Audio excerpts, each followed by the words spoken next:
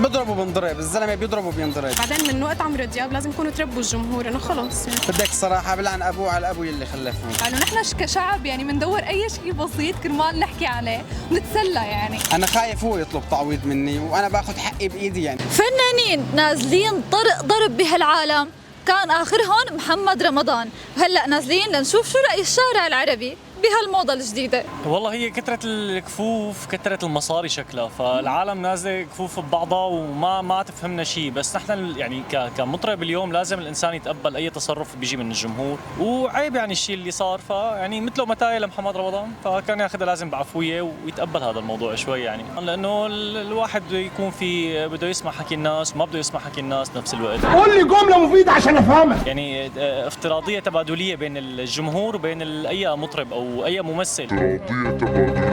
هلا هذا ما بصير يعني، التكبر ما حلو. هو محمد رمضان بالافلام انه يعني تمثيل، هذا بيهجم بيضرب، بس على الواقع ما بصير هذا الشيء يعني. شكله تأثر من الأفلام. هلا ما بصير يعني، حسب رد يعني، مو كل واحد بيسكت له كمان. في عالم ما بتسكت عن حقها. هو فعلا المعجب رد الكف بكف فورا. اجباري طبعا يعني. تصرف غير اخلاقي يعني، ما بعرف شو بدي اقول اصلا. ليش المعجبين طالما دارجه موضه الكفوف، ليش كثير عم يقبلوا على المغنيين على المسرح؟ عم يقبلوا على الصور بشكل كبير. يعني ليش؟ خلص ما لهم مضطرين ينزلوا بدون عتاد يعني كمان. واللي حيتعور يتعور. يجهزوا حالهم.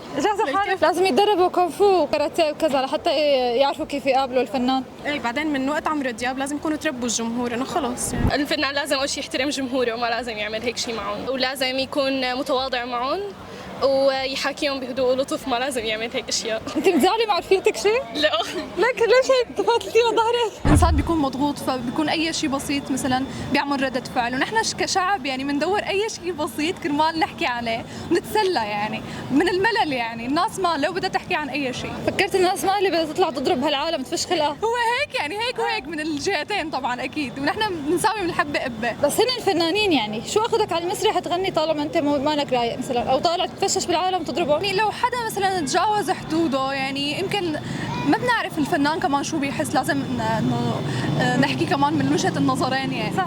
ممكن يكون كمان ما ضل له للفنان اي خصوصية. كمان المعجبين احيانا بيبالغوا، فنحن بنشوف ردة الفعل ما بنشوف الفعل.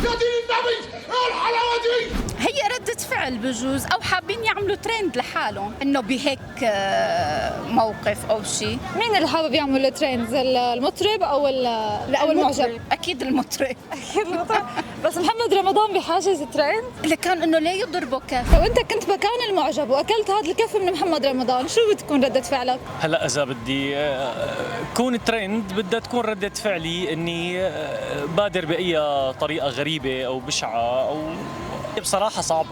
هي بصراحة صعبة يعني مو سهلة، كمان ما حنكون ضد محمد رمضان نحن ولا حنكون ضد أي ممثل أو فنان، بس أنا كنت ممكن أتحفظ بحق الرد مثل ما بيقولوا وآخذها بشكل عفوي، لأني ممكن أشتكي عليه أو أسوي شيء ثاني فيما بعد يعني. معناتها أنت مثل معجب عمرو دياب؟ ممكن بس بدون استغلال. طالب بتعويض لأنه حتى بظن إنه دارجة هالموضة لأنه عم يدفعوا تعويضات كتير كبيرة يعني. بستفاد يعني بتلاقيها مصلحة حلوة. نحن اليوم هلا بنروح نتصور مع فنان ضربنا ونطلب تعويض عالي. هي ان شاء الله ما بتصير يعني، بس اذا صارت بنطلب تعويض ما بنخسر شيء. بس والله انا ملاقيتها شغله حلوه انه هلا انضرب من فنان اطلب تعويض. قد ايه بتنصحيني اطلب؟ اقل من $1,000,000. $1,000,000؟ كان تعويض يندفع لعمرو دياب هيك شيء كان، ما بتذكر بس كان كثير كبير. طيب لو كنتي انت هي المعجبه اللي اكلت كف شو بتعملي؟ انا بدايه ما بتعدى على خصوصيات الفنان، بساله بشكل جدا انه محترم يعني، لو بدك تفضل بتصور يعني، لو ما بدك خلص يعني بحترم الخصوصيه، فما يعني انا ما بوصل حالي لهنيك. طيب لو صار وتعرضتي لكف من فنان، بتطالبي بتعويض او بتردي الكف بكف؟ صراحه مو قصه تعويض، طبعا برفع قضيه يعني، بس ما بيهمني التعويض اكثر ما بيهمني انه اخذ حقي يعني تردي الكف. بالقانون. برافو عليك. طيب انت لو كنت محل هالمعجب شو بتعمل واكلت كف؟ انا هلا كل كبير في اكبر منه، اذا ضربني كف اجباري رح رده 10. انا